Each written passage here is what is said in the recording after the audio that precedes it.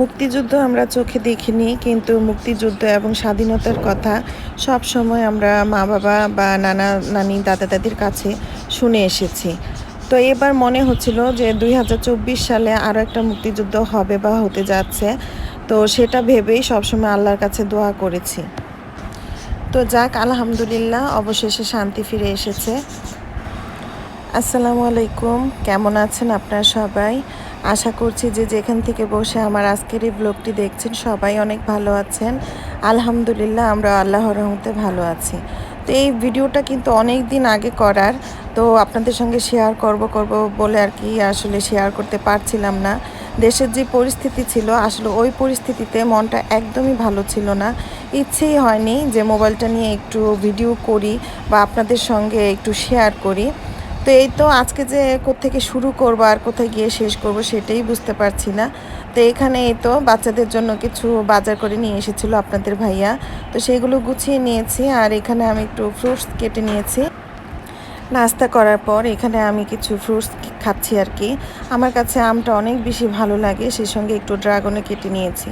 তো শরীরে আসলে হিমোগ্লোবিনের মাত্রা একদমই কম, যার কারণে আপনাদের ভাইয়া প্রচুর পরিমাণে ড্রাগন আনে দু একদিন পর পরই। তো না খেলে তো ফলগুলো নষ্ট হয়ে যাবে। আর এমনিতে আমি ফল তেমন একটা পছন্দ করি না, কিন্তু এই অবস্থাতে আমাকে খেতে হচ্ছে। তো এই তো খেয়ে নিচ্ছি। আর এই কয়টা দিন আপনাদের সঙ্গে আমি কোনো ভিডিওই শেয়ার করতে পারিনি, তো সেজন্য খারাপও লাগছিল। তো আপনারা কে কোথা থেকে আমার আজকের এই ব্লগটি দেখছেন বা আপনারা কেমন আছেন, কি অবস্থায় আছেন, অবশ্যই আমাকে কমেন্টস করে জানাবেন। তো এই তো ফ্রুটস খাওয়ার পর দুপুরে রান্নাবান্না সেরে নিয়েছি, সেই সঙ্গে খাওয়া দাওয়া করে অনেকটা সময় রেস্ট করে নিয়েছি। তো অনেক দিন যাবৎ আতিকা বলছিল যে ও একটা ওয়াচ কিনবে, তো ওর অনেক বেশি শখ হয়েছে। তো এখানে তো ওয়াচটা কিনে নিয়েছে। তো ওকে বললাম, যেহেতু তুমি তোমার পছন্দ মতন একটা ওয়াচ কিনেছো, তাহলে তো আমাদেরকে খাওয়াতে হবে। তো ও বললো যে ঠিক আছে, তোমরা কি খাবে। তো এখানে কিন্তু বাচ্চাটা নিজেই কিন্তু টাকা একটু একটু করে জমিয়েছে। তো সেই সঙ্গে আমরাও আর কিছু আর কি অ্যাড করেছি, করে তারপরে ওকে এই ওয়াচটা কিনে দিয়েছি। তো ও তো অনেক বেশি খুশি। তো এখন আমরা সবাই মিলে একটা রেস্টুরেন্টে বসেছি, আর আমার অনেক বেশি ক্রেভিং হচ্ছিল দই ফুচকা খাওয়ার জন্য। তো ভাবলাম যে আজকে তাহলে দই ফুচকাটাই খাবো। তো বাচ্চাদেরকে নিয়ে বসেছি, আর এখানে এই তো ও আর কি বেল্টগুলো লাগাচ্ছিল। আর এখানে আমি ওকে বলছিলাম যে তুমি একটু হাতে দাও, দেখি কেমন দেখা যায়। তো মানা করছিল, আমি বারবার বলছিলাম যে না দাও, ভালোই লাগবে। তো এই তো ওকে পরিয়ে দিচ্ছিলাম, ও পড়ছিল। তো সেটাই আপনাদের সঙ্গে একটু একটু করে শেয়ার করলাম।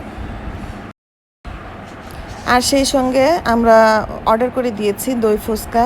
আর বাচ্চারা বলছিল যে সাব স্যান্ডউইচ খাবে, তো ওদের জন্য স্যান্ডউইচ অর্ডার করলাম। আর আমার কাছে দই ফুচকাটা অনেক বেশি ভালো লাগে। এই তো আমরা সবাই মিলে খাওয়া দাওয়াটা করে নিচ্ছি। আর দেশের যে পরিস্থিতি ছিল, আসলে মানে মোবাইলে একের পর এক নিউজ দেখতে দেখতে মন শরীর মনে হয় যেন কোনো কিছুই ভালো লাগছিল না, কোনো কাজে কর্মে কিছুতেই মন বসছিল না। বাচ্চাদেরও মনটা অনেক বেশি খারাপ হয়ে গিয়েছে। তো এই তো, যাই হোক, আলহামদুলিল্লাহ। তো বারবার শুধু আল্লাহর কাছে দোয়া করেছি যে আল্লাহ আমাদের দেশে সুখ শান্তি ফিরিয়ে দাও। আর এই তো আমরা খাওয়া দাওয়া করছিলাম, আর সেই সঙ্গে একটা মজার ঘটনা ঘটেছে। সেটা হচ্ছে, আমাদের পাশেই ছিল কয়েকজন পুলিশ ছিল আর কি, যেহেতু ওনারা ডিউটি করছিল পাশেই আমাদের কলেজ। তো কয়েকজন পুলিশ ছিল, ওনারা এখানে নাস্তা আর কি বিকেলে নাস্তা করার জন্য এসেছিল। তো পুলিশদেরকে দেখে আরিয়া এত বেশি ভয় পেয়েছে যা বলার বাহিরে। আর ওর এক একটা কথা শুনে সত্যি অনেক বেশি মজা পাচ্ছিল। এটা ভেবেই অবাক হলাম যে আসলে পুলিশদের যে কাণ্ড কারখানা কয়েকদিন যাবৎ আমাদের দেশে আর কি ঘটেছে, তাদের কারণেই তো দেখা গিয়েছে যে অনেক মায়ের বুক খালি হয়েছে। তো এতটুকু বাচ্চা, সেও বুঝতে পেরেছে এবং ভয় পেয়েছে।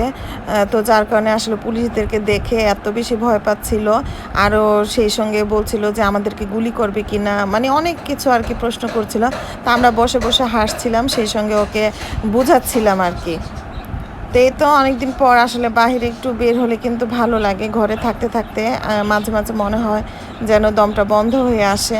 তো এই তো বাচ্চারা এখন সাব স্যান্ডউইচটা খেয়ে নিচ্ছে, আর খাওয়ার পর কিছুক্ষণ হাঁটাহাঁটি করে আমরা বাসার দিকে রওনা দিব।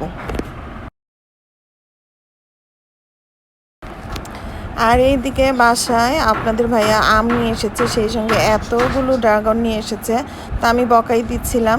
এখানে প্রায় 2.5-3 কেজির মতন ড্রাগন ছিল। তো আমি আর কি একটু রাগারাগি করছিলাম যে এত ড্রাগন। তো আপনাদের ভাইয়া বলছিল যে তুমি খাবে আর কি প্রতিদিন, যাতে তোমার ব্লাডটা বাড়ে আর কি। তো এই ছিল আমার আজকের ব্লগ। সবাই ভালো থাকবেন। আল্লাহ হাফিজ। আসসালামু আলাইকুম।